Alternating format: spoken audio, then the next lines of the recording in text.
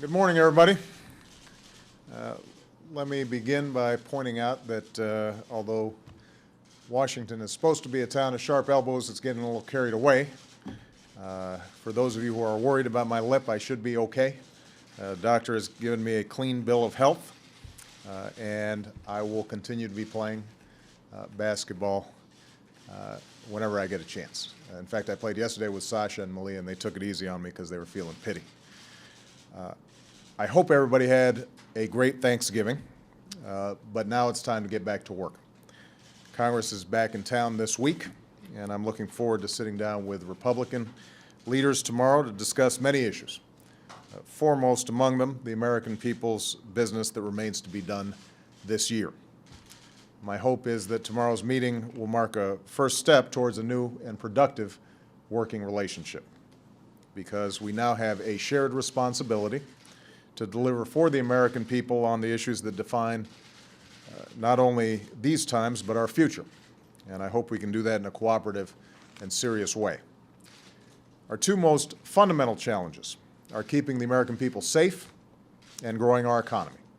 And it's in that spirit that I look forward to sitting down tomorrow and talking about urgent matters like the ratification of the New START Treaty, which is so essential to our safety and security, and the status of the Bush-era tax cuts that are set to expire at the end of this year. And this is just one of the many economic issues we've got to tackle together in the months ahead. As I said a few weeks ago, the most important contest of our time is not the contest between Democrats and Republicans. It's between America and our economic competitors all around the world. And winning that contest means that we've got to ensure our children are the best educated in the world, that our research and development is second to none, and that we lead the globe in renewable energy and technological innovation. It also means making sure that in the future we're not dragged down by long-term debt. This is a challenge that both parties have a responsibility to address, to get federal spending under control and bring down the deficits that have been growing for most of the last decade. Now, there's no doubt that if we want to bring down our deficits, it's critical to keep growing our economy. More importantly, there's still a lot of pain out there, and we can't afford to take any steps that might derail our recovery or our efforts to put Americans back to work and to make Main Street whole again. So we can't put the brakes on too quickly.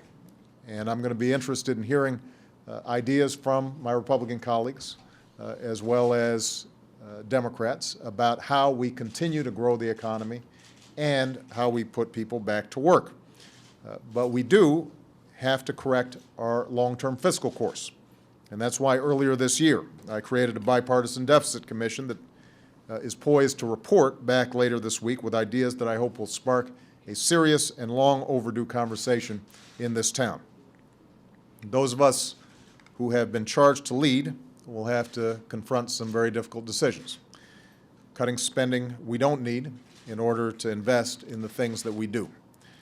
As president, I'm committed to doing my part. From the earliest days of my administration, we've worked to eliminate wasteful spending and streamline government. I promised to go through the budget line by line to eliminate programs that have outlived their usefulness. And in each of the budgets I've put forward so far, we've proposed approximately $20 billion in savings through shrinking or ending more than 120 of such programs. I've also set goals for this government that we're on track to meet: reducing improper payments by $50 billion, saving $40 billion in contracting, and selling off $8 billion of unneeded federal land and buildings. I've also proposed a 3-year freeze on all non-security discretionary spending, a step that would bring that spending to its lowest level as a share of the economy in 50 years. And we've brought unprecedented transparency to federal spending by placing all of it online at usaspending.gov and recovery.gov, so Americans can see how their tax dollars are spent. The hard truth is that getting this deficit under control is going to require some broad sacrifice, and that sacrifice must be shared by the employees of the federal government. After all, small businesses and families are tightening their belts. Their government should too. And that's why on my first day as president, I froze all pay for my senior staff. This year, I've proposed extending that freeze for senior political appointees throughout the government and eliminating bonuses for all political appointees. And today, I'm proposing a 2-year pay freeze for all civilian federal workers. This would save $2 billion over the rest of this fiscal year and $28 billion in cumulative savings over the next 5 years. Now, I want to be clear. This freeze does not apply to the men and women of our armed forces, who, along with their families, continue to bear enormous burdens with our nation at war. I did not reach this decision easily. This is not just a line item on a federal ledger. These are people's lives. They're doctors and nurses who care for our veterans, scientists who search for better treatments and cures, men and women who care for our national parks and secure our borders and our skies, Americans who see that the Social Security checks get out on time, who make sure that scholarships come through, who devote themselves to our safety. They're patriots who love their country and often make many sacrifices to serve their country. In these challenging times, we want the best and brightest to join and make a difference.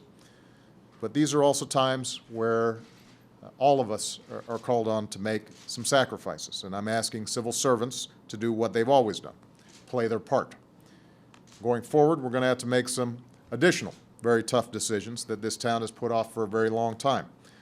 And that's what this upcoming week is really about. My hope is that starting today, we can begin a bipartisan conversation about our future, because we face challenges that will require the cooperation of Democrats, Republicans, and independents. Everybody's going to have to cooperate. We can't afford to fall back onto the same old ideologies or the same stale sound bites. We're going to have to budge on some deeply held positions and compromise for the good of the country. We're going to have to set aside the politics of the moment to make progress for the long term. And as I've often said, we're going to have to think not just about the next election, but about the next generation. Because if there's anything the American people said this month, it's that they want their leaders to have one single focus, making sure their work is rewarded so that the American dream remains within their reach. It would be unwise to assume they prefer one way of thinking over another. That wasn't the lesson that I took when I entered into office, and it's not the lesson today. So while our ideas may be different, our goals must be the same: growing this economy, putting people back to work, and securing the dream for all who work for it, to sum up what's best for each of us, to make lives better for all of us. And that's why we are here, and that's why we serve. That's how we've moved this country forward in the past, and I'm absolutely confident that that is how we're going to move this country forward once again. Thank you very much, everybody.